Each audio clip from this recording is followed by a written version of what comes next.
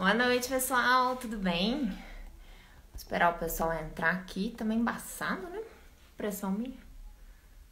Vamos ver. Boa noite pra todo mundo.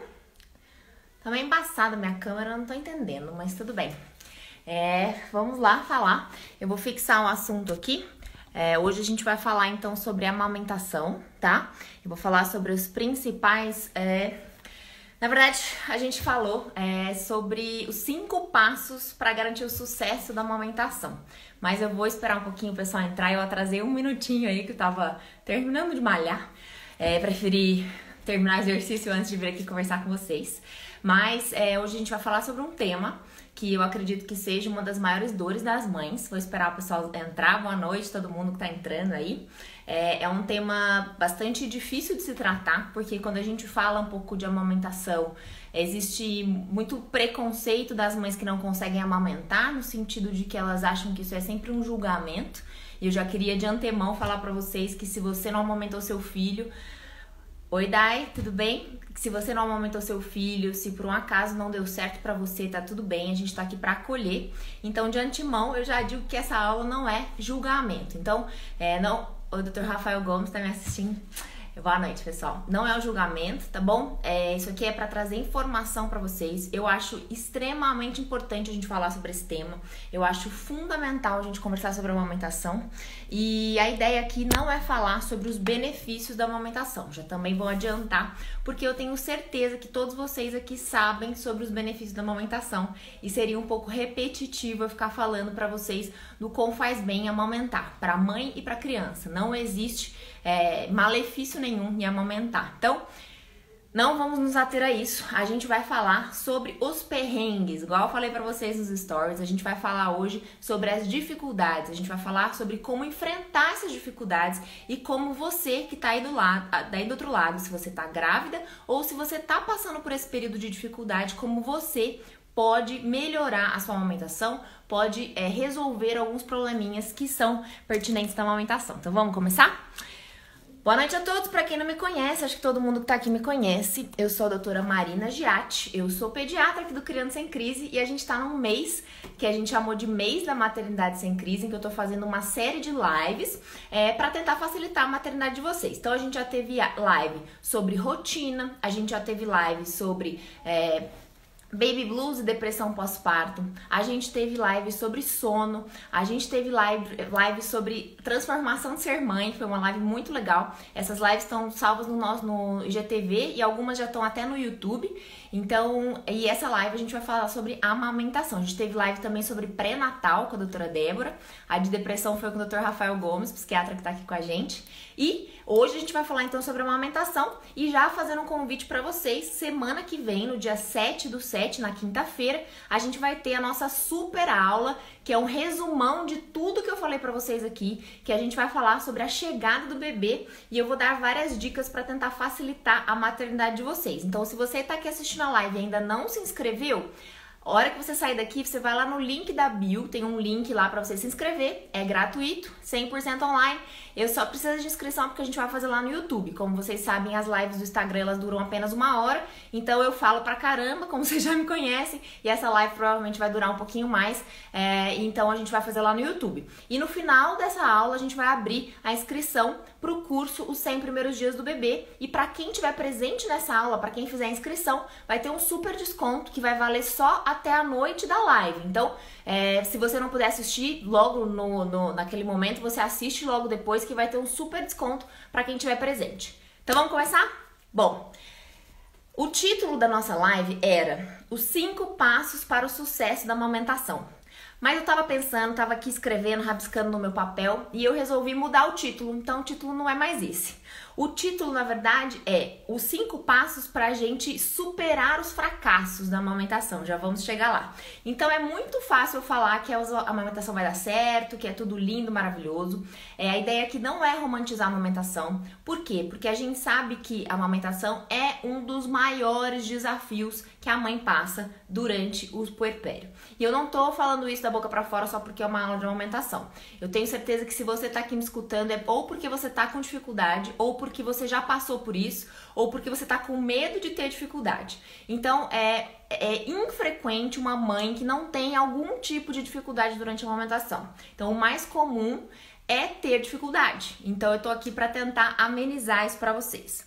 E essa ideia de não romantizar é justamente para te preparar, para te alertar de que você também vai passar por algum tipo de dificuldade. Claro que umas mais, outras menos, em graus diferentes, mas eu sei que em algum momento você vai talvez pensar em desistir, talvez falar que tá muito difícil, talvez dizer que isso não é pra você, que é mais fácil tomar uma mamadeira, talvez isso passe na cabeça da grande maioria das mães. E a gente não precisa sentir culpa por isso, porque é real, é uma dificuldade real. Se fosse intuitivo, 100% das mães amamentariam, porque não teria um motivo pelo qual não amamentar. Mais dói, mais machuca, mais incomoda, mais dá sono. Então, tudo isso a gente precisa conversar aqui.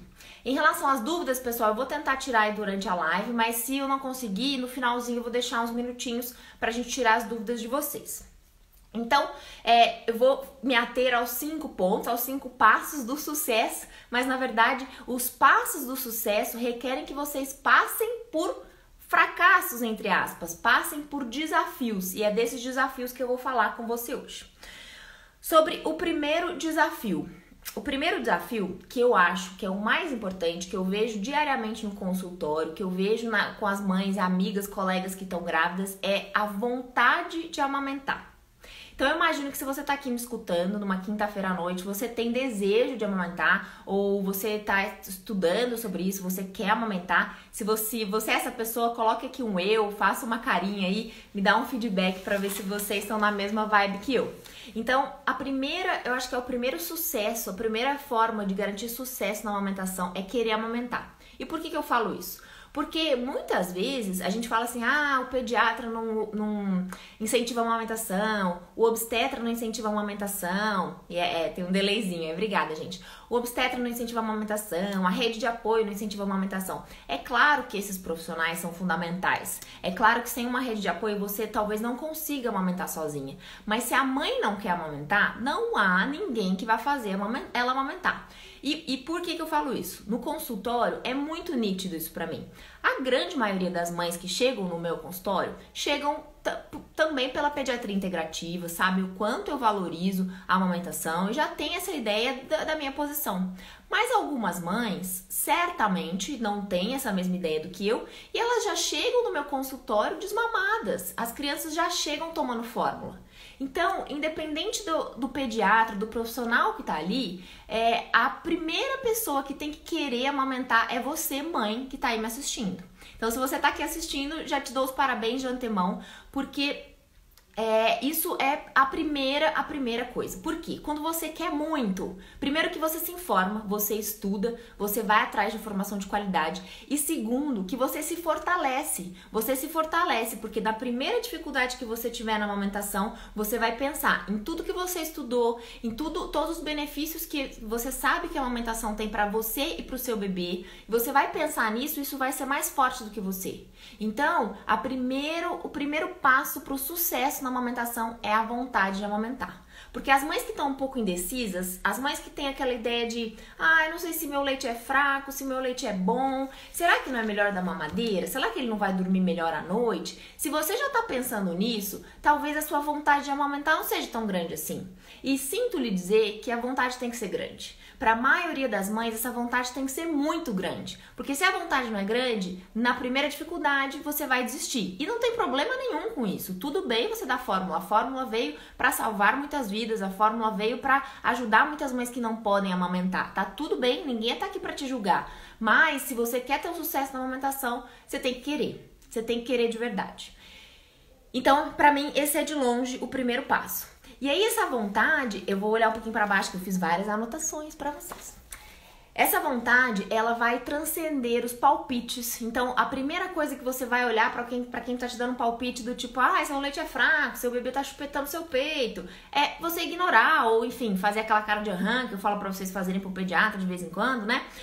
Você vai ignorar esses palpites, porque você tá certo da sua decisão. Você tomou uma decisão e você vai até o fim com ela. Não tem problema desistir no meio do caminho, mas você tomou a decisão correta, você tomou a decisão que você acha que é melhor para você e para o seu bebê. Além disso, você já desmistificou ideias falsas, porque quando a gente quer de verdade, a gente estuda e a gente vai atrás. Acho que vocês já escutaram muita gente falando que o primeiro passo para a amamentação é estudar, é se preparar, é saber o que esperar dos primeiros dias de amamentação e das fases da amamentação. Então, saber o que esperar e estudar é muito importante. Quando você toma essa decisão, você já começa a gravidez, a gestação, se preparando aqui, para amamentar, porque isso aqui é fundamental.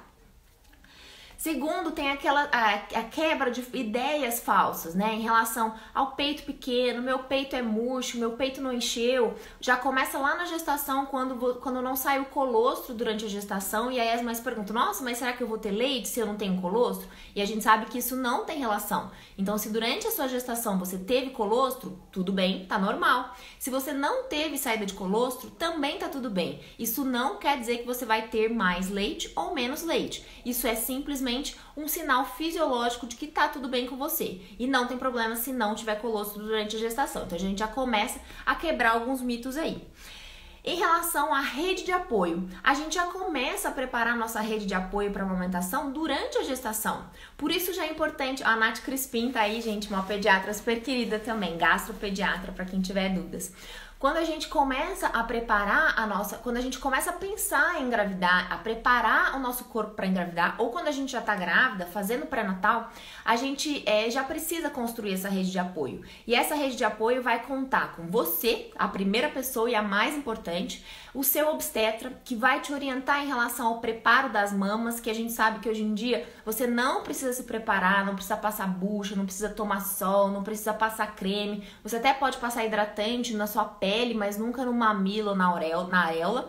Então você já vai começar com o seu obstetra a se preparar, você já idealmente vai escolher o pediatra, que vai ser o pediatra do seu filho, lá na consulta pediátrica pré-natal, que a gente já falou da importância dela. E se você tem desejo de amamentar, obviamente que você deve procurar por um profissional que está alinhado com as suas expectativas. Então, um profissional que você sabe que de verdade valoriza a amamentação. Você sabe que de verdade não vai prescrever fórmula na primeiro 10 gramas a menos que ele tem. A gente vai falar um pouquinho sobre números e pesos ali na frente. Então, essa rede de apoio começa durante a gestação. Você já vai ter o seu parceiro do seu lado, parceira, quem quer que seja que esteja do seu lado, você já vai ter essa pessoa também ciente do seu desejo de amamentar, ciente das dificuldades que talvez você vai enfrentar nos primeiros dias e ciente de que essa pessoa vai ter que estar lá te apoiando. Então, essa rede de apoio vai começar quando você se prepara para gestar. Então, essa é a primeira regra de todas. Eu vou falar para vocês algumas dos motivos reais de baixa produção de leite, que é para quebrar um pouco os tabus em relação à baixa produção de leite, não tenho leite suficiente, meu leite é fraco, etc. A gente sabe que existem sim algumas condições fisiológicas que podem estar associadas com redução da produção. Eu não tô falando de qualidade de leite, eu vou falar disso mais pra frente. Então não é leite fraco, leite forte. É sobre diminuição de quantidade, de produção. Uma das principais causas, infelizmente, acontece e é real, é a mamoplastia redutora. Não são todas as mães que fazem mamoplastia redutora que têm dificuldade para amamentar, mas a gente sabe que algumas mães que passam por cirurgia plástica nas mamas podem sim ter uma diminuição da produção de leite, porque elas têm glândulas a menos, porque ductos mamilares foram cortados durante a cirurgia e muitas vezes eles ainda não foram recanalizados. Principalmente aquelas cirurgias que foram feitas mais antigamente, em que os médicos não estavam tão preocupados com essa questão da amamentação. Hoje em dia, o cirurgião plástico, quando a mãe tem desejo de amamentar, o cirurgião plástico já tem isso na cabeça. E ele já tenta preservar o máximo de glândulas e ductos possíveis, ele já faz uma cirurgia pensando que essa mulher vai amamentar no futuro. Mas antigamente, isso não era tão valorizado, então sim, mamoplastias redutoras podem interferir na produção de leite. Isso não significa que você não vai conseguir amamentar de jeito nenhum, muitas mães conseguem, mas é uma das causas. Outra causa que pode acontecer é a hipoplasia mamária. Então, aquela mulher adulta que não tem a mama totalmente desenvolvida. Ela para num estágio puberal, na verdade, né? Num T4, no M4, desculpa, no M3, M4, que é um estágio do desenvolvimento puberal ainda não adulto. Então, ela tem uma glândula, uma mama menor, aquela areola maior, mais gordinha, assim, não forma aquele bico, né? Isso é muito raro, tá? Mas isso pode acontecer, sim. Já tive pacientes no consultório, inclusive, que tiveram essa hipoplasia mamária e a gente sabe que elas produzem menos leite do que uma mulher com a mama desenvolvida, tá? Outras causas é o hipotiroidismo não tratado. Então, se você tem um hipotiroidismo e não tratou, você pode sim produzir menos leite, mas uma vez que esse hipotiroidismo está tratado, isso tende a melhorar, então você não vai ter redução da produção de leite por isso. E outras coisas super raras, que é deficiência de prolactina, que é super, super, super raro, mas pode acontecer. Mulheres que têm placenta retida, então por algum motivo a placenta fica retida, esse leite vai demorar a descer e às vezes você vai ter uma produção mais baixa. Mas essas condições, eu vou falar muito sincero pra vocês, elas são condições raras, muito raras. Então a gente não pode se apegar ao fato de que eu não vou ter leite, eu não vou produzir leite, porque isso acontece com a pequeníssima minoria das mulheres. A grande maioria das mulheres vai ser capaz de nutrir o seu filho, vai ser capaz de amamentar sem dificuldades.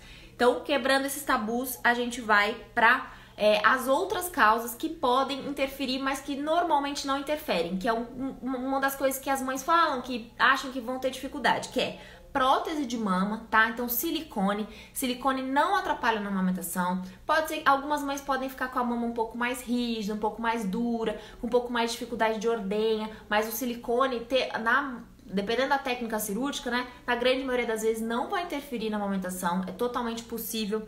Quando as mães têm a mama pequena, então a gente tem uma ideia de que mamas pequenas produzem pouco leite, isso não é verdade. A gente sabe que mamas murchas podem amamentar a criança sem problema nenhum. E a gente sabe também que o peito, eu sempre falo isso, né, o peito é fábrica, não é estoque. Então, durante a amamentação, você vai produzir leite. 80%, gravem isso, 80% do leite que o seu bebê mama, ele é produzido enquanto o bebê tá sugando. Então, não tem aquela história, meu peito é murcho, eu não tenho leite. Não existe isso, gente. Então, não acreditem nisso quando falarem pra você. O peito murcho produz tanto leite quanto um peito cheio. O peito cheio simplesmente está acumulando ali, tá servindo de estoque. E muitas vezes, isso acontece no comecinho da amamentação, em que a produção de leite ainda não tá adequada com a quantidade que o bebê mama.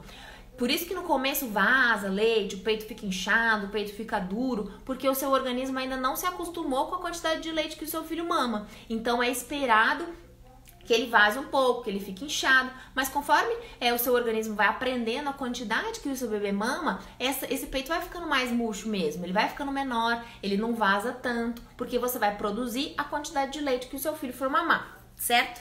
Outras coisas, peito.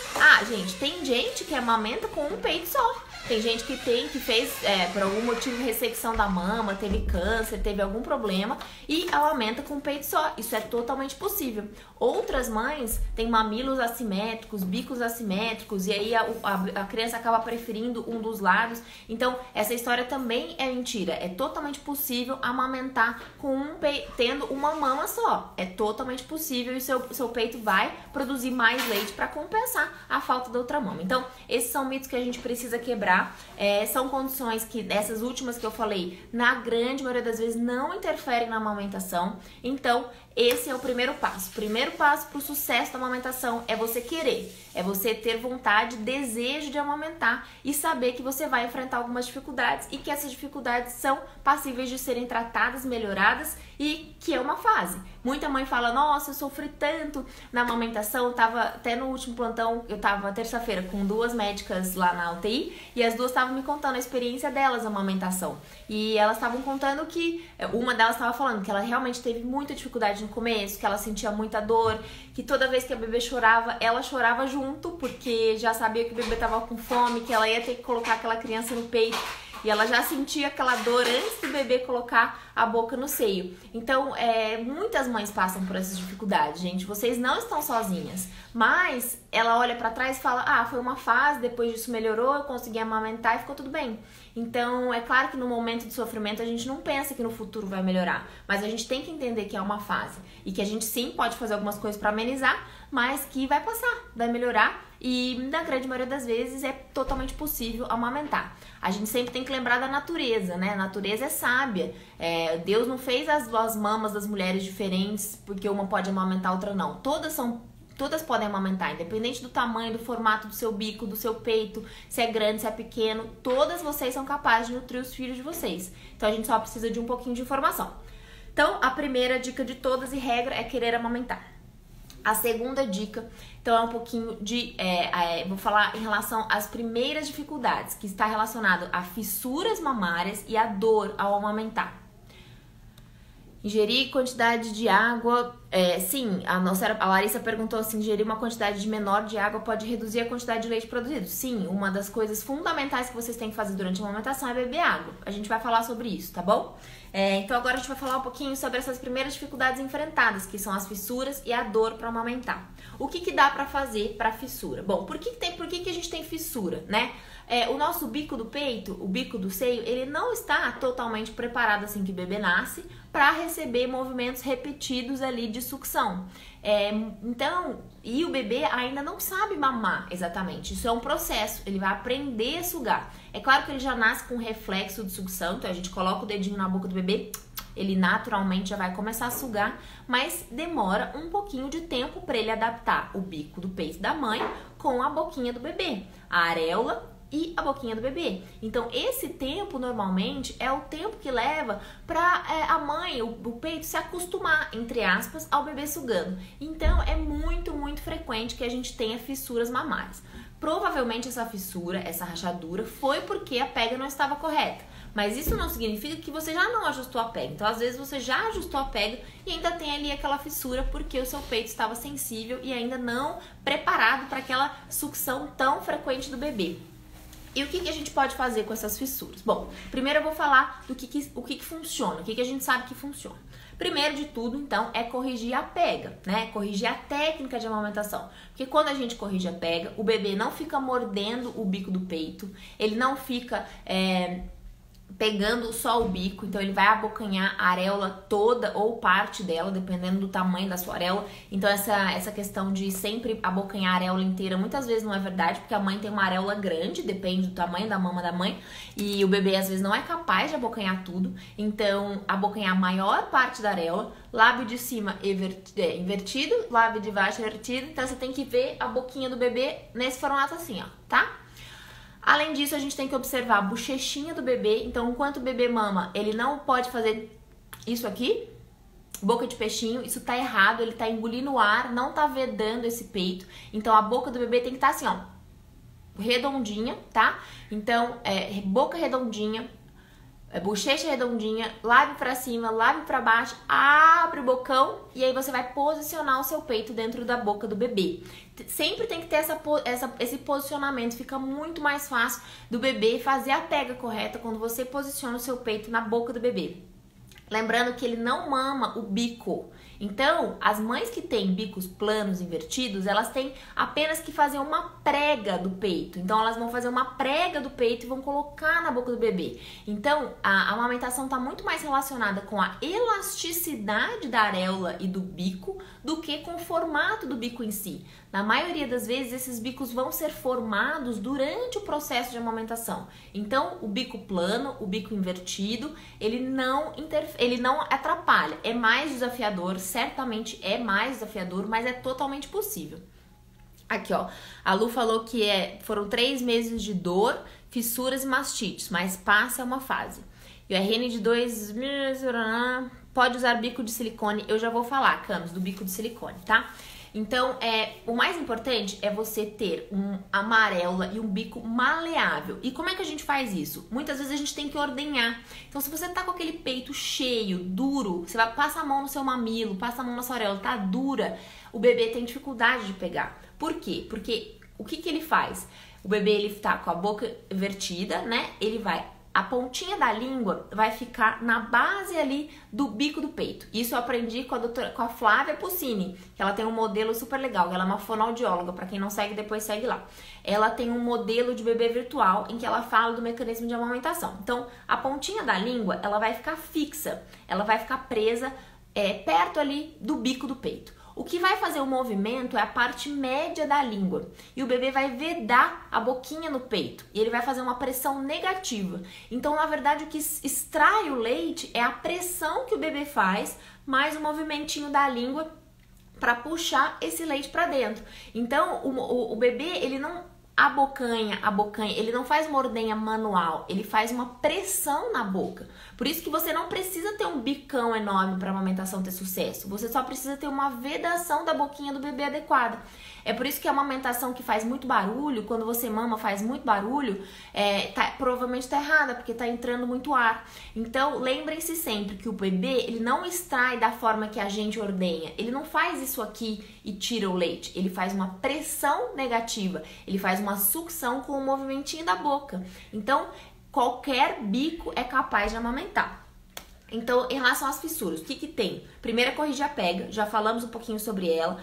Você pode, às vezes, mudar a posição do seu bebê. Então, pode amamentar na posição mais tradicional, pode inverter a posição, pode amamentar no cavalinho, sentadinho aqui na frente. Eu nem devia ter trazido uma boneca para demonstrar, mas vocês entenderam as posições. Então, às vezes, vale um pouquinho o ajuste da posição para garantir que a pega tá correta. Isso, gente, é no comecinho, tá? Depois que vocês se adaptam, isso se torna bem natural. Vocês não vão precisar ficar posicionando e tal. Mas no comecinho, realmente é importante que você preste atenção, que você... Ai, gente, olha aqui que meu marido trouxe pra mim. Uma boneca. Então, você pode aumentar desse jeito aqui. Você pode inverter, colocar aqui. Você pode fazer aqui, ó, o cavalinho de frente, tá? Então, tudo isso vai facilitar você fazer a pega correta. Obrigada, Dr. Rafael, que me trouxe a boneca. Então, a primeira coisa para corrigir a fissura é corrigir a pega. Aqui a Lu perguntou, a pega estando correta, ainda precisa colocar para rotar?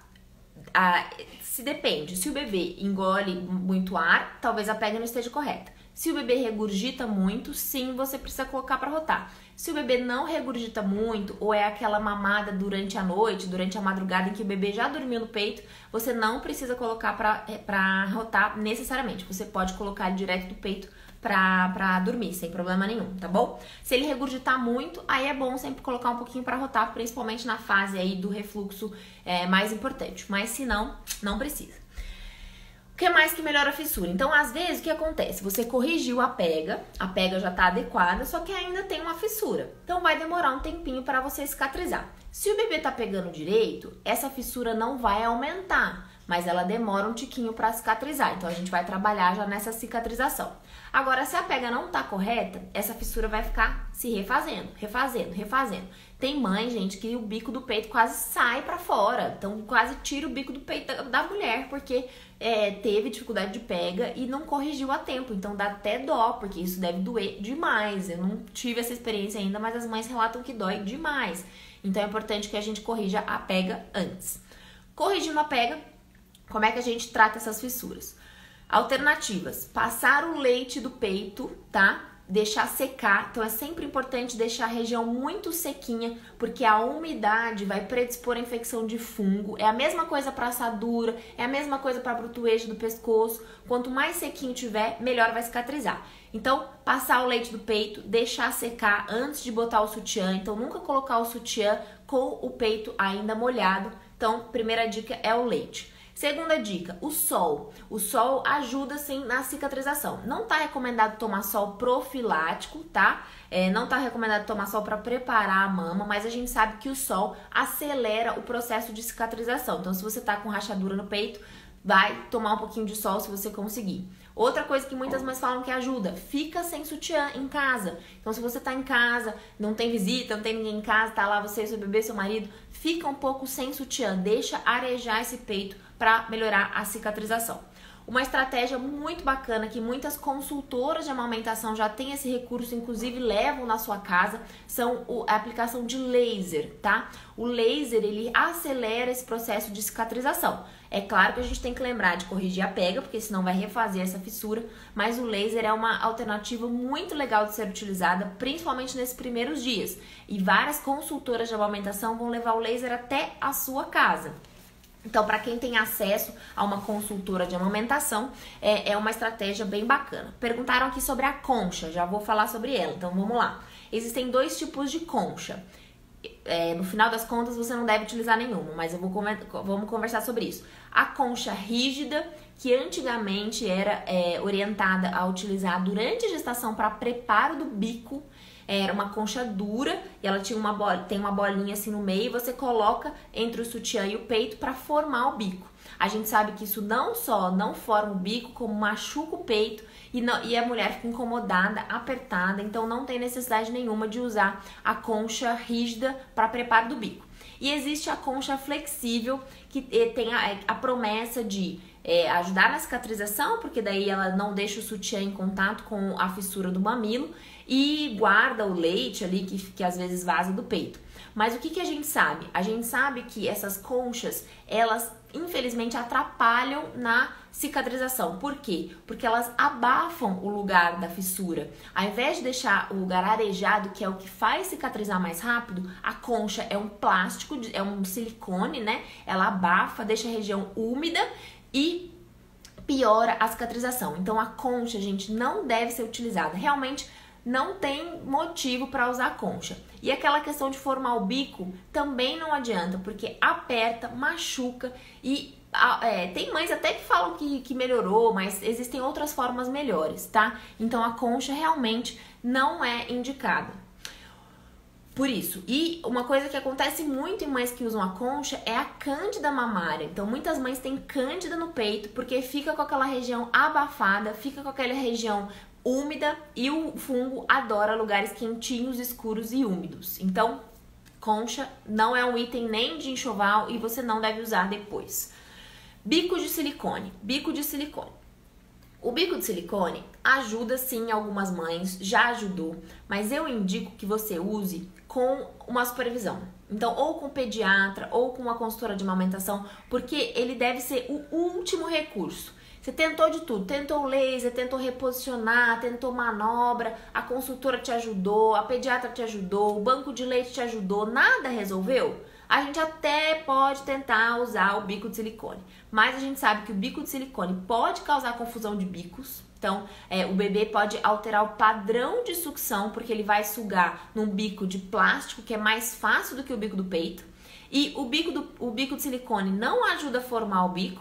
E o bico de silicone também predispõe a infecções fúngicas, então ele não é a mil maravilha.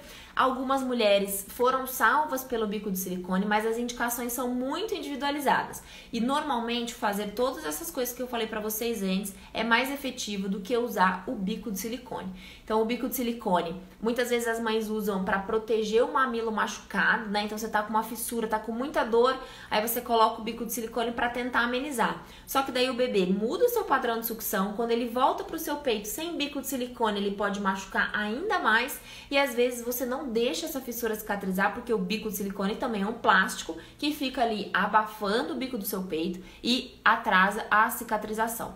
A Dalila pergunta, vocês estão adivinhando as próximas coisas que eu vou falar, né? A Dalila perguntou sobre se o peito estiver vazando, pode usar o absorvente. Então, era o próximo item aqui, inclusive. O que a gente indica quando tem fissura? Então, para deixar cicatrizar, as rosquinhas. Vocês já viram as rosquinhas? As rosquinhas são nada mais são do que fraldas redondinhas no formato de uma bolinha que você vai colocar entre o sutiã e o peito. Essas rosquinhas são absorventes e elas servem para quando o seu peito estiver vazando leite. A rosquinha, ela vai evitar o contato, o atrito da fissura com o sutiã. Então ela faz aquele papel que a concha faz, só que ela deixa realmente a região arejada, porque ela fica aqui fica o bico do peito, a conchinha fica aqui e o sutiã fica na frente. Então, dentro de casa, se você não for sair de casa, prefira a rosquinha. Por quê? O absorvente pode sim ser utilizado, mas o absorvente tem que ser trocado com bastante frequência. Por quê? Porque se você deixar o absorvente lá, absorvendo aquele leite e ele ficar úmido, isso também vai piorar a fissura, vai postergar a cicatrização dessa fissura. Então, Dalila, o absorvente pode ser utilizado, mas prefiro utilizá-lo quando você for sair de casa. Porque se você sair de casa com aquela rosquinha e o sutiã, provavelmente vai ficar um negócio super volumoso, vai ficar esquisito, feio e tal. Mas, então o absorvente pode ser usado nessas fases. A gente costuma comparar, até vi uma live da doutora Débora, com uma consultora de amamentação, que ela comparou o absorvente de peito com o lencinho umedecido do bebê. Então, vai sair de casa, você até pode usar o lencinho umedecido, até pode usar o absorvente de sutiã. Mas, em casa, prefira a rosquinha e prefira o algodão com água. Então, no caso de limpar o bumbum. Então, não usa sempre, tá bom? Por isso, porque ele fica molhado e pode piorar. Então, se você for sair de casa, use. E aí, tenta sempre trocar. Então, sentiu que ele tá úmido, troca. Tem uns absorventes que são de pano. Os de pano ficam até mais fáceis de você sentir quando ele tá saturado ou não. E os de papel, muitas vezes você não sente. Então, vai no banheiro fazer um xixi, já vê e já troca o seu absorvente para não deixar a região úmida, tá bom? As rosquinhas, elas têm diversas formas no mercado. Elas já tem umas prontas, que você já compra pronta.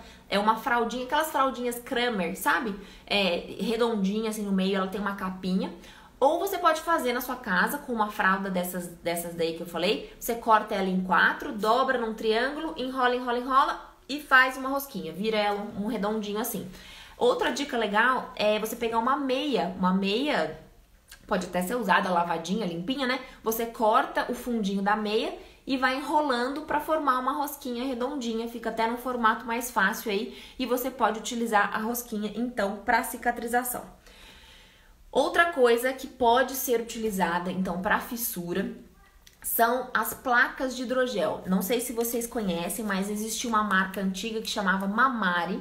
Hoje em dia ela não tem mais muito disponível no mercado. Ela é uma plaquinha de hidrogel, tipo um redondinho assim de hidrogel, um adesivinho que você coloca na geladeira e você põe... Aí, ó, a Aline falou que tá fazendo com a meia e dá super certo. É isso aí, Aline. Essas plaquinhas de hidrogel, você vai colocar na geladeira e vai colocar sobre o bico do seu peito quando você tiver com dor. Ele alivia bastante e ele ajuda a cicatrização. Além disso, ele deixa a areola e o mamilo um pouco mais molinhos para facilitar a pega do bebê. Esses adesivos são um pouco caros, tá? Um pacotinho de 3, com 3 adesivos custa em média uns R$100, mas você consegue reaproveitar essas plaquinhas de hidrogel. Hoje em dia, então, antigamente essa marca Mamari, hoje em dia tem da Medela, tem da Kendall e tem da Lancinó. Então tem essas 3 marcas disponíveis no mercado, são plaquinhas de hidrogel para amamentação, que você, depois que terminou de amamentar, você tira da geladeira, coloca no bico do seu peito, isso dá um alívio imediato muito grande, e aí você tira na próxima hora que você for amamentar, deixa ali 1 hora, 40 minutos, tira o adesivinho, cola e põe na geladeira, tá? A Aninha perguntou, sachê de chá de camomila gelado, alivia? Alivia, pode usar, sem problema nenhum. Se você sente alívio, pode usar. Tem mãe que usa também folha de repolho, né, geladinha, ou folha de couve. Não existe artigo científico que demonstre que isso vai ajudar, mas dizem que tem umas propriedades anti-inflamatórias. Acho que se a folha estiver limpinha, normal, não vai fazer. Você pode testar aí na sua casa também, usar a folha de repolho ou a folha de couve bem geladinha em cima do peito, se você não tiver acesso a esses adesivos, essas plaquinhas de hidrogel que eu falei. Então, para fissura é isso. Em relação às rosquinhas, eu falei também, a gente chama de donut também, né? Tem gente que chama de donut, que fica em formato daquela rosquinha mesmo. Concha, bico de silicone.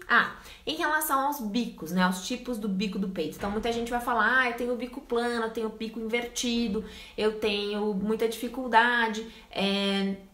O que eu faço? Bom, primeiro de tudo é saber que esses bicos não impedem que você amamente, de maneira nenhuma. Segundo, você precisa estar com o seu mamilo e a sua areola flexível. O que mais ajuda a pega do bebê quando você tem um mamilo mais desafiador, um mamilo que não é tão favorável à amamentação assim, é você estar com o mamilo flexível. Por quê? Se o seu peito tá duro, o mamilo tá duro, a areola tá dura, dificilmente o bebê vai conseguir vedar. Então, o que você pode fazer? Você pode fazer uma ordenha, uma massagem e uma ordenha manual antes de colocar o bico do peito na boca do bebê, tá bom? Outra coisa que existe no mercado são umas ventosinhas, eles chamam, eu até esqueci o nome, evertor de mamilo, isso. Eu anotei aqui. São evertores de mamilo, que você pode, é como se fosse uma bombinha, assim, você coloca no bico do peito e aperta a bombinha. Ela faz uma pressão, é tipo uma ventosinha, assim, e ela puxa o bico do peito. Você pode utilizar imediatamente antes de amamentar. Ela não é a salvação da vida, não é que vai formar o bico, mas ela pode facilitar a sua pega no momento antes de você colocar o bebê para mamar. Então, é uma coisa que também pode ajudar. Outra coisa que pode ajudar as mães que têm peitos muito grandes são como se fosse um suspensório, né? Você pode pegar como se fosse uma tipóia. Se você tem a mama muito volumosa, às vezes ela cai e fica difícil posicionar, você pode usar uma tipóia, um suspensório para levantar o seu peito e ficar mais fácil de posicionar o seu bebê. Para mães que têm mama muito grande, também pode fazer. Ó, a Lu falou que faz toda a diferença fazer a massagem ordenha. Gente, eu tô falando, aquele peito muito duro, muito inchado, é muito difícil, desafiador pro bebê sugar. Então façam a ordenha manual, massagem. Tem que botar um pouco de força, não é carinho. Então você vai começar ao redor da mama, depois você vai para próximo da areola, depois você vai para perto do bico, fazendo movimentos circulares em toda a sua mama. Eu não vou falar muito sobre isso que tem pouco tempo, mas a gente vai falar desses desafios. Então, perguntaram sobre as pomadas, né? A lanolina aí. Tem muitas maternidades que ainda usam a lanolina, mas a gente sabe que ela não é tão boa assim quanto ela prometia ser. A gente sabe que ela é uma gordura, né? Ela é bem gordurosa, ela até ajuda na cicatrização, mas às vezes ela deixa o mamilo muito escorregadio e quando o seu bebê vai mamar de novo, ele tem dificuldade de fazer essa pressão negativa. Então, se você o ideal é não usar, tá? O ideal é passar o leite do peito, deixar secar e não usar pomada na região da areola ou do mamilo. Se você usar, não precisa tirar toda a pomada para amamentar. Muitas vezes o que acontece é que você, na hora de tirar, vai friccionar e vai piorar essas fissuras mamárias. Então, se você for passar, você passa bem pouquinho e não precisa ficar esfregando para tirar. Em relação à dor, né? Então, muitas mães falam que dói muito. O que eu recomendo? Bom, primeiro saber que vai doer. E essa dor começa lá na pojadura. Então, a partir do segundo ao quinto dia, quando a gente tem a pojadura, que é a descida do leite, o peito fica cheio, fica inchado, fica quente e aí você começa a ter bastante dor. O que faz aliviar a dor? É botar o bebê para sugar. Então, muitas mães referem que nas primeiras sugadas dói pra caramba, nossa, é uma dor insuportável, cai até uma lágrima, mas assim que o bebê vai mamando, vai sugando, vai tirando aquele excesso de leite, essa dor vai sendo aliviada, né? A Bru falou aqui que dói mesmo, a Bru da Endocrinologia Campinas. É uma dor real, a gente sabe que dói, mas muitas vezes essa dor é só no comecinho da amamentação e é só nos primeiros dias. Depois que você pega os primeiros dias, às vezes 1 ou 2 semanas, né? Mas depois que você pega o jeito, a amamentação tende a ser muito mais tranquila, né? É só botar a criança no peito que já tá tudo certo. Mas realmente no começo você pode enfrentar um pouquinho de dor. O que dá pra fazer pra aliviar essa dor? Essas compressas, essa placa de hidrogel que eu falei pra vocês, a folha que eu falei pra vocês, quando a mama tá muito dura, então a massagem e a ordenha é muito importante, elas são muito importantes porque elas realmente aliviam bastante a dor, então aprendam a fazer massagem no peito, aprendam a ordenhar de forma manual ou com a bombinha, então a bombinha muitas vezes nem é só para armazenamento, mas é para alívio da dor naquele momento, então ter uma bombinha de extração vale a pena, às vezes vale a pena você alugar, pegar emprestado, porque são materiais um pouco mais caros, ou se você se adapta com a bomba manual, ela é bem mais em conta, bem mais barata, mas a gente sabe que a elétrica, ela é mais efetiva, né? Ela faz uma sucção melhor, ela faz uma ordenha melhor. Então, às vezes é um objeto que vai valer a pena o investimento, porque vai salvar a sua amamentação. Não só nesses primeiros dias em que você precisa massagear e ordenhar, mas depois, se você voltar ao trabalho, for sair e quiser manter a amamentação para fazer a ordenha do leite, é importante que você tenha, então, esse dispositivo. Então, gente, eu falei, olha só, faz 45 minutos, meu Deus.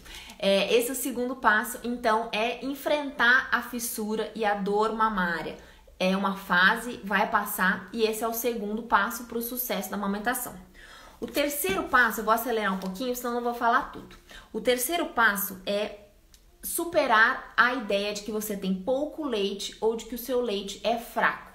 Isso é uma pergunta recorde no meu Instagram. Meu bebê mama muito frequente, será que meu leite não é fraco? Meu bebê mama a cada 1 hora, será que o leite não é fraco? Queria que vocês voltassem lá na aula de rotina, escutassem um pouquinho sobre esterogestação. Então, o bebê que acabou de nascer vai mamar mais, ele vai ter mais necessidade de ficar no peito e ele mamando a cada 1h30, 2 horas, não significa que você tem pouco leite. Significa apenas que o seu bebê precisa de você, precisa ficar no colo. Em relação a leite fraco, muita gente vai falar assim, não existe leite fraco, não existe leite fraco. Existe sim, calma, muita calma nessa hora, existem diferentes leites de diferentes mães. Então, a gente que trabalha em UTI NEO, já trabalhou em UTI NEO, trabalha em UTI NEO, a gente sabe que tem mães que produzem leites mais gordurosos, tem mães que produzem leites menos gordurosos. Isso significa que seu bebê não vai ser nutrido com seu leite? Não, isso não significa. Significa que sim, algumas mães têm o leite mais gorduroso e outras mães têm o leite menos gorduroso. Existem alguns estudos que falam assim, que quando você analisa a qualidade desses dois leites, a gente vê a diferença. Mas que quando você analisa o desfecho, que é o ganho de peso da criança, o ganho de peso da criança está mais relacionado com o volume mamado, então com o tempo que a criança fica no peito ou com a quantidade de vezes que mama, do que com a qualidade do leite. Então, mesmo que você tenha um leite menos gorduroso comparado com a de outras mães, isso não significa que seu bebê não vai ganhar peso. Muito pelo contrário. Se ele mamar de forma efetiva, extrair esse leite, e talvez ele tenha que extrair um pouquinho mais de quantidade do que um leite mais gorduroso, ele vai ganhar peso, ele vai se desenvolver bem. Então, não é falar que não existe leite diferente, os leites são diferentes entre as mulheres, e está sim relacionado à qualidade da alimentação, mas essa diferença é sutil. Então tem estudos que mostram, por exemplo, que uma mãe no Saara africano, uma mãe que tem pouco acesso à proteína, uma dieta rica em carboidratos, em amido, ela tem o leite, olha só, calma para fazer essa afirmação, mais fraco, com menos gordura do que uma mãe que tem um aporte de gordura maior na sua dieta. Isso não quer dizer que o leite da mulher africana é fraco. Isso só quer dizer que comparado com outros leites, ele tem menor quantidade de proteína. Mas ele ainda é o melhor alimento para o filho daquela mulher. E o brilhante da natureza é que o leite, ele vai se adaptando conforme as necessidades do bebê. Então, vocês já devem ter visto fotos na internet de leites mais esverdeados, leites mais amarelados. Isso varia muito com a necessidade do bebê. Então, quando o bebê está doente, o organismo da mãe sente isso através de receptores e a bioquímica, a mágica toda que a natureza produz, e ela vai fazer um leite mais rico em imunoglobulina, mais rico em proteína, para combater aquela doença da criança. Então, esse leite, a composição do leite é variável. A alimentação influencia sim. Então, se você tem uma alimentação rica em gorduras boas, rica em ômega 3, rica em ácidos graxos de boa qualidade, então abacate, azeite, peixes, manteiga, gordura animal, né, de qualidade, não em excesso, mas gordura de qualidade, evitar essas gorduras ruins, hidrogenadas. Me perguntaram aí da margarina esses dias. Então, evitando essas gorduras, sim, o seu leite vai ser de melhor qualidade. Então, quanto melhor você se alimentar, melhor vai ser a qualidade do seu leite. Mas uma mãe que se alimenta super mal continua tendo um leite nutritivo para o seu bebê. Então, essa questão do leite fraco, existe diferença, mas essa diferença não é significativa ao ponto de uma mãe que tem um leite menos gorduroso não conseguir nutrir o seu filho. Entendido isso? Outra coisa que eu achei muito legal, que eu não sabia, juro pra vocês. Tem estudos que mostram que os peitos mais murchos, não menores, mas os peitos mais murchos têm o leite mais gorduroso do que aquele peito lotado de leite. Aquele peito lotado de leite, o começo do leite é mais aguadinho, como a gente sabe, né? O leite posterior é mais gorduroso. Então, uma coisa que ajuda a aumentar a produção de gordura do seu leite é você ordenhar. Então, é você botar o bebê para sugar e é você ordenhar. Então, se o seu peito tá muito cheio, você pode sim fazer uma massagem, uma ordenha antes de oferecer para o seu bebê. Você não precisa fazer isso de rotina, mas principalmente quando tá incomodando, quando tá difícil, você pode sim fazer essa ordenha, e essa ordenha vai garantir que o seu bebê mame o leite leite um pouco mais gorduroso. A gente sabe que essa história de leite anterior e leite posterior era muito antigamente difundida, mas lembra que eu falei pra vocês que o peito é fábrica. Então isso no final não faz tanta diferença, mas a gente sabe que existe essa pequena diferença aí, tá bom? A Aninha tá perguntando, como saber se eu tenho leite suficiente? Eu vou falar isso na quarta regra, mas é principalmente avaliando o seu bebê, principalmente avaliando se ele tá crescendo bem, se ele tá ganhando peso. Calma, segura aí que eu já vou falar sobre isso. Formas de aumentar a produção de leite. Então vamos lá, direto e reto. Hidratação é muito importante, vocês precisam se hidratar. Tenham sempre uma garrafa de água do lado de vocês, tenham sempre líquido, vocês precisam tomar muito líquido. Existem alguns chás que são galatogogos, que têm a função de secretar um pouco mais de prolactina e de ocitocina. Não são milagrosos, tá? Nenhum chá que vai resolver o problema da amamentação, mas a gente sabe que chá, anotem, hortelã, chá de erva doce, chá de funcho, chá de coentro, chá de fenogrega, chá de capim-limão e chá de anis podem sim auxiliar na produção do leite. Não existem grandes estudos randomizados, mas a gente sabe que esses compostos são sim benéficos, não fazem nenhum mal para a mãe pode consumir esses chás e eles podem sim auxiliar. Então, além de bastante líquido, você pode consumir esses chás que eu falei. Sabe aquele Mother's Milk, que é um chá americano que tem? Ele justamente tem esses chás que eu falei pra vocês na composição. Então, se você perdeu, depois você volta a assistir a live, porque senão não vai dar tempo de eu falar tudo. Outra coisa que as mães perguntam muito, mas doutora, meu bebê chora demais, ele chora o tempo inteiro. Voltem lá na aula de choro, eu fiz uma aula só sobre choro, como você identifica o choro do seu bebê.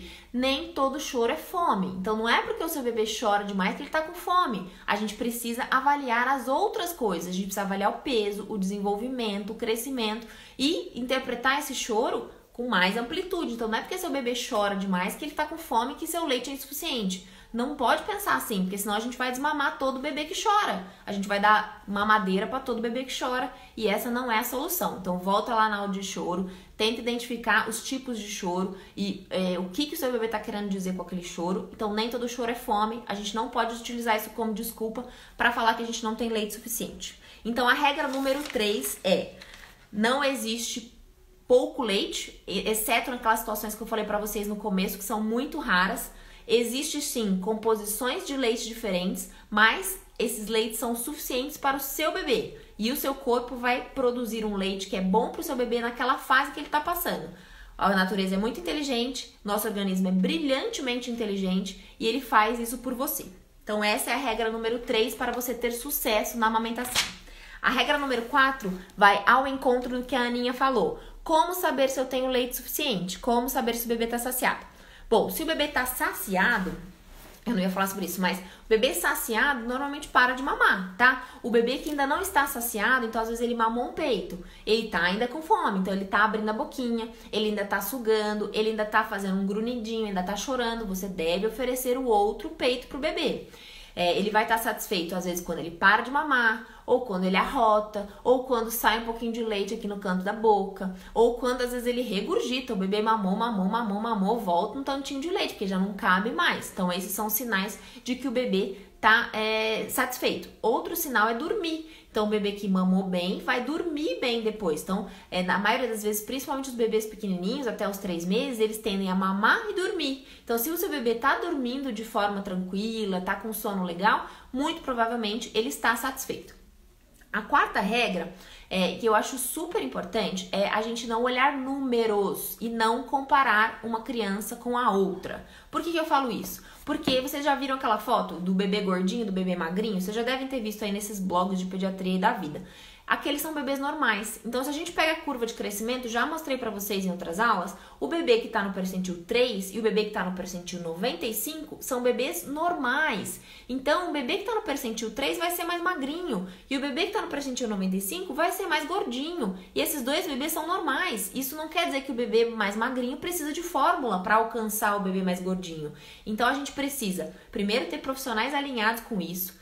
Aquela história de ganhar 25 a 30 gramas por dia, gente, eu não sei nem por que ainda ensinam isso na faculdade. Porque o pediatra, muitas vezes, vai olhar para a carteirinha e vai falar assim, o seu filho ganhou 10 gramas por dia, então a gente vai prescrever fórmula. Gente, o que é isso? Não pode ser assim. Porque se for assim, a gente vai desmamar Mais de 50% dos bebês, porque nem todo bebê ganha 30 gramas por dia. Isso não quer dizer que ele está mal nutrido, isso não quer dizer que ele não está ganhando peso bem. Como é que está o desenvolvimento? É um bebê sorridente? É um bebê tranquilo? É um bebê que brinca? É um bebê que está atingindo os marcos do desenvolvimento? É um bebê que está ganhando peso sempre, que ele não está perdendo peso? Então ele está ganhando 15, 16 gramas por dia, mas ele está sempre ganhando? Você está vendo melhora no seu bebê? Então para que ganhar 30 gramas por dia? Eu já falei isso várias vezes nesse Instagram. A gente não pode focar só em números. E isso vale para vocês mães, para vocês questionarem os pediatras de vocês, porque eu sei que tem muito pediatra que não atingiu X gramas por dia, vai ganhar fórmula. E nem avaliam, e nem pensam, e nem... Ah, não, mãe, volta daqui uma semana, vamos pesar de novo. Volta daqui 2 dias, vamos ver como é que tá essa mamada, deixa eu te ajudar com a amamentação. É disso que vocês precisam. Então, procurem profissionais que realmente estão afim de fazer a amamentação dar certo. Porque estar afim de fazer a amamentação dar certo, muitas vezes, é ir mais vezes no consultório, é pesar mais vezes, dá mais trabalho pro pediatra. É claro que dá mais trabalho. É muito mais fácil prescrever uma fórmula e volta daqui 1 mês. É muito mais fácil. E muitas vezes, no meu consultório, às vezes as mães voltam 2 dias, voltam em 1 semana, voltam em 15 dias, porque eu quero ver essa criança de perto. E às vezes eu nem cobro consulta, porque o meu interesse maior é fazer essa amamentação dar certo. Então, a gente precisa não tô falando que é errado cobrar, não é isso, tá? Se a gente tem direito de cobrar a consulta, não tô falando isso. Mas o pediatra precisa estar afim, a consultora de amamentação precisa ir mais frequente na sua casa. Se você não tem acesso a uma consultora de amamentação, existem os bancos de leite que estão super disponíveis. Então você pode ir até o banco de leite mais próximo. Você pode ir até o posto de saúde. No posto de saúde tem um monte de enfermeira, de técnica de enfermagem que são capazes. Nem todos têm, né? Mas assim, tem muito lugar que tem profissionais super capacitados para te ajudar na amamentação. O que você não pode é sofrer sozinha aí dentro da sua casa e achar que porque o pediatra falou que meu bebê não tá ganhando 30 gramas por dia, eu preciso da fórmula necessariamente. Aí a Andrew perguntou como identificar se o bebê tá com uma disfunção oral, a língua retraída. Bom, isso deve ser feito na maternidade, ao nascimento, através do teste da linguinha. Se você tá na dúvida, conversa com o pediatra, ele vai examinar. Então, o bebê faz assim, ó. A linguinha tem que subir até quase o céu da boca. Não pode ficar com aquele frênulo preso, a linguinha de coração. Então tem que ter um profissional capacitado. Se você tá na dúvida, leva numa fonoaudióloga. Procura uma fonoaudióloga que trabalha com a amamentação, uma fonoaudióloga que cuida de criança e ela vai te ajudar com isso, tá bom? Ó, a Lu falou que o bebê ganhava 15 gramas por dia e a pediatra acompanhava semanalmente, insistimos e até hoje tá no leite materno. É disso que eu tô falando. Então tem que fazer um acompanhamento mais frequente. E a Aline também falou que foi no posto e no banco de leite que salvaram. Então, o que eu tô falando é verdade. Vocês podem procurar esses profissionais para te ajudar. Então, muita gente não tem acesso a uma consultora de amamentação, mas vocês têm acesso a esses outros profissionais que eu falei. Então, é muito importante que vocês procurem ajuda. Em relação a essa questão de não olhar números, entra também a livre demanda. Então, a livre demanda significa dar o peito ao seu bebê quando ele pedir. Isso significa que o bebê vai ficar pendurado no peito o dia inteiro? Talvez. Se você tiver afim de fazer isso, não tem problema nenhum. Se você não tiver afim, você pode usar outros recursos para acalmar o seu bebê? Pode. Mas se você tá afim, o seu bebê precisa de você. Isso não quer dizer que ele vai ficar o tempo inteiro no seu peito sugando. Isso quer dizer que às vezes ele vai fazer sucção não nutritiva. Mas a gente precisa respeitar as vontades do bebê. Então a livre demanda entra nessa 4ª regra de não olhar números e não ficar olhando no relógio. Então não tem aquela história de bebê tem que mamar a cada 3 horas. O bebê tem que mamar quanto ele quiser. Precisa acordar o bebê? Talvez nos primeiros dias você vai precisar acordar, ou se o seu bebê for prematuro, ou se o seu bebê tiver algum problema neurológico. Talvez nesse comecinho você precise acordar. Mas a partir do momento que a gente já estabeleceu um ganho de peso bom, a partir do momento que o seu bebê está se desenvolvendo bem, você não precisa acordá-lo. Então tem vez que ele vai dormir 3, 4 horas, tem vez que ele vai mamar cada 1 hora, cada 1h30. E tá tudo bem. Isso não significa que você tem pouco leite, isso não significa que o seu peito não está sendo suficiente, tá bom? Então a livre demanda também entra nisso. Em relação aos peitos, preciso dar os 2 peitos? Não, tem criança que mama só um peito, tem mãe que tem um peito só e mama só um peito. Então, deu um peito só, tá tudo bem também. Deu os 2, tá tudo bem. Terminou de mamar um, coloca no outro. Terminou de mamar um, tá satisfeito? Tá tudo bem, na próxima mamada você troca o peito. Mas sem ficar com essa noia de contar no relógio, etc, etc. Gente, eu falei que eu ia deixar tempo pra pergunta, mas eu tenho 1 minuto restante. Eu vou falar da 5ª regra rapidamente. Não se vitimize. E com não se vitimize, eu também quero dizer não se culpe. Tem mãe que não consegue e vai dar fórmula e tá tudo bem, a gente sobrevive. Mas não se vitimize em achar que só você tá passando por essa dificuldade. Eu conheço mãe de gemelar que dá peito exclusivo até os 6 meses. Eu conheço mãe que tem um peito só que amamentou. Eu conheço mãe adotiva que fez indução hormonal para amamentar. Então, se apeguem nesses casos de desafio, se apeguem nos casos de superação. Porque se essas mães foram capazes de amamentar, você também vai ser capaz de amamentar. Então, não se vitimize no sentido de que, eu sou uma sofredora, meu peito tá doendo e tá muito difícil. Tá difícil? Vamos procurar ajuda? Vamos procurar melhorar? Vamos investir em todas essas coisas que eu falei? Então, tenho 50 segundos restantes. Eu queria agradecer a todo mundo que esteve aqui presente. Espero ter ajudado vocês. Tira um print dessa live e marca as mamães que estão amamentando. Faça esse favor pra mim, porque eu acho que vai ajudar muito elas.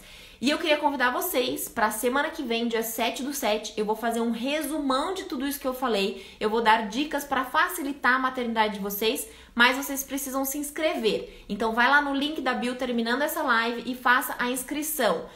Coloca lá seu e-mail que vocês vão receber o link para a live da semana que vem. Gente, desculpa, eu queria responder perguntas. Se ficou alguma dúvida, manda na caixinha de perguntas que está aberta lá, por favor. E marquem as mamães aqui na live, que eu tenho certeza que vocês vão ajudar mamães que também estão passando por essa dificuldade de amamentação. Um beijo, boa noite para todo mundo, obrigada a todos que estiveram aqui. Até a próxima!